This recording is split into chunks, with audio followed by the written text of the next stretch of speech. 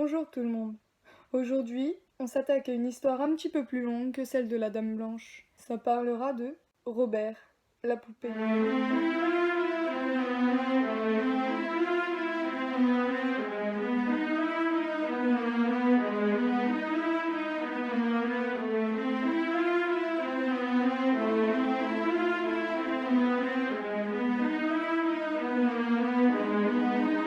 Robert n'est pas une poupée comme les autres. Elle a une terrible réputation, celle d'être possédée par un ou plusieurs démons. Cette poupée a autrefois appartenu à un peintre et écrivain de Key West, en Floride, qui l'a conservée toute sa vie. Elle existe toujours et est une attraction incontournable des amateurs de paranormal. Elle est exposée dans un musée. Son histoire a inspiré le film à succès Kids Play, qui veut dire jeu d'enfant, dans lequel une poupée, qui est possédée par l'âme d'un criminel, se retrouve entre les mains d'un jeune garçon.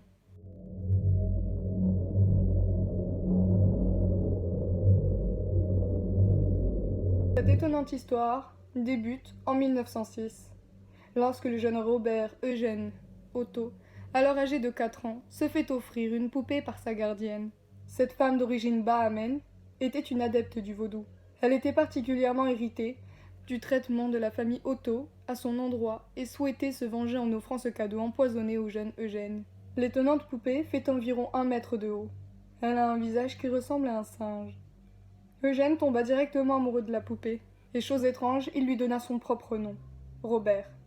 Dès ce moment, le jeune Eugène reçut comme surnom Gêne, alors que Robert désignait la poupée. Chose étrange, cette poupée était faite pour lui. Elle lui ressemblait terriblement. Ils étaient maintenant inséparables, et au fil des jours, chaque fois qu'un adulte blâmait Eugène, pour une raison ou une autre, il répondait « Ce n'est pas moi, c'est la poupée ». Cette habitude allait se développer et devenir routinière. Le jeune Eugène avait de longues discussions avec sa poupée. Ses parents entendaient les réponses de celle-ci et croyaient que c'était seulement l'enfant qui modifiait sa voix. Cependant, les parents commencèrent à douter, car à certains moments, ils avaient l'étrange impression que la voix émanait vraiment de Robert. Sa voix était aussi grave, comme celle d'un adulte. Ils auraient déjà affirmé l'avoir entendu rire, parfois en pleine nuit. D'ailleurs, les nuits de la famille n'étaient pas toujours de tout repos. Quelquefois, Eugène, qui faisait des cauchemars terribles, se réveillait en criant. Un soir, les parents entendirent un véritable vacarme provenant de la chambre d'Eugène. Ils trouvèrent la pièce sans dessus-dessous. Les meubles étaient renversés, et Eugène, assis sur son lit, pointait la poupée du doigt. « C'est Robert, dit-il. Ce n'est pas moi, c'est Robert. » Sa poupée semblait le tourmenter, mais pas seulement lui. Elle dérangeait toute la famille. Ses parents affirmaient avoir vu des changements d'expression dans les yeux de la poupée et qu'elle semblait parfois changer d'endroit sans qu'Eugène ne la déplace. Leurs voisins ont rapporté avoir vu la poupée qui regardait par différentes fenêtres au cours d'une journée entière, alors que la maison était vide. Les parents décidèrent donc d'envoyer Robert au grenier afin que leur enfant retrouve un sommeil paisible. La poupée allait y rester pour plusieurs années et devint un secret oublié. Et plusieurs années plus tard, Eugène, maintenant marié à la femme de sa vie, est devenu un artiste peintre. Ses parents décédés, il revint dans cette maison dont il vient tout juste d'hériter. Sa femme se prénomme Anne, et jamais son époux ne lui a parlé de cette curieuse poupée ni de l'attraction qu'elle avait sur lui. Dans ces circonstances, elle se trouve un peu confuse lorsque Eugène lui annonce, quelques jours après leur déménagement, qu'il a l'intention de faire une chambre-grenier pour Robert. Mais qui est Robert ? Lorsque son mari lui présente la poupée, elle ne put s'empêcher de rire. Mais Eugène ne trouve pas ça drôle. Il construit au grenier une chambre confortable pour Robert. Et celui-ci a même le droit à un petit mobilier d'usage et d'une garde-robe. Sa femme apprend tranquillement à faire avec les curieuses habitudes de son mari. Elle savait qu'elle avait épousé un artiste et qu'il était marginal. Alors elle tolère de le voir passer du temps avec la poupée. Cependant, cette dernière la met mal à l'aise, son regard est oppresseur. Elle ne se rend jamais dans la chambre de Robert. Après quelque temps, elle commence à trouver inquiétantes les habitudes de son mari et à douter de sa santé mentale. Particulièrement le jour où il annonce que Robert est fâché et qu'il ne veut plus rester dans cette pièce. Il veut avoir une chambre avec des fenêtres. Il fut donc déplacé dans sa chambre bien éclairée, de laquelle il pouvait voir la rue. Pendant un temps, les enfants du quartier se rassemblaient devant la maison, pointant du doigt les fenêtres de la chambre de la poupée. « Elle a bougé, regardez, je vous dis qu'elle a bougé !» cria un garçon en pointant vers sa maison. « Eugène, ne jouerais-tu pas avec les enfants en déplaçant ta poupée vers les fenêtres ?» le questionna sa femme. Mais non, selon ses dires, il ne déplace pas la poupée dans les fenêtres. Les enfants disent qu'ils l'ont vue bouger. Peut-être qu'il bouge, répondit tout simplement Eugène. Sa femme rapporte qu'il lui arrivait souvent de jeter le blâme sur sa poupée, comme il le faisait lorsqu'il était enfant. Il passe beaucoup de temps avec Robert, qu'il garde à ses côtés lorsqu'il peint. Eugène devint de plus en plus aigri et souvent violent verbalement. Les choses iront en empirant à mesure qu'il vieillit. Il frappe sur les meubles et brise des objets. Il blâme Robert pour son attitude. La poupée semble avoir une influence de plus en plus grande sur lui. Un plombier, venu faire une modification pour les autos, devait travailler dans la chambre de Robert. Il fuit à la maison terrorisé. Il affirmera plus tard que la poupée bougeait, et qu'à chaque fois qu'il quittait la chambre à son retour, la poupée semblait avoir bougé. Un tout petit peu.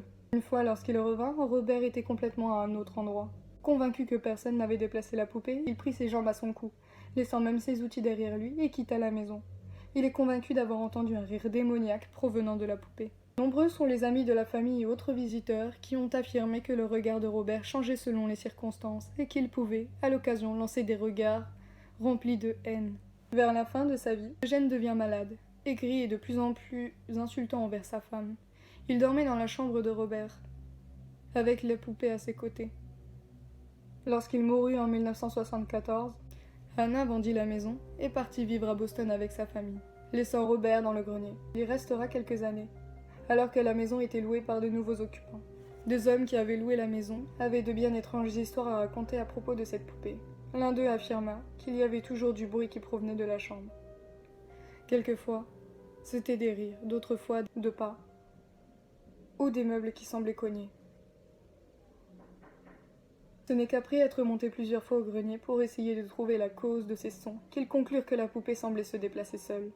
Au début, ils croyaient que l'un et l'autre se jouaient des tours, jusqu'à ce qu'ils comprennent qu'il y avait vraiment un problème avec la poupée. Quelquefois, elle regardait dans les directions différentes, sa posture et la position de ses bras changeaient.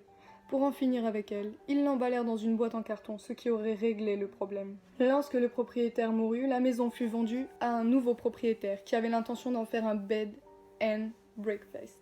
Lorsque les nouveaux propriétaires ont vu Robert, ils ont tout de suite su que, peu importe ce qu'il était, ils ne voulaient pas de cette chose dans leur maison.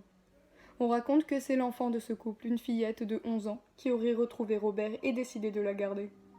Cependant, il ne fallut pas longtemps avant que la jeune fille se mette à hurler en pleine nuit, affirmant que la poupée bougeait et avait tenté de l'attaquer.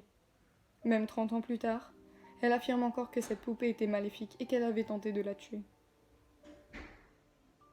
Un homme prit donc la poupée et la garda chez lui quelque temps.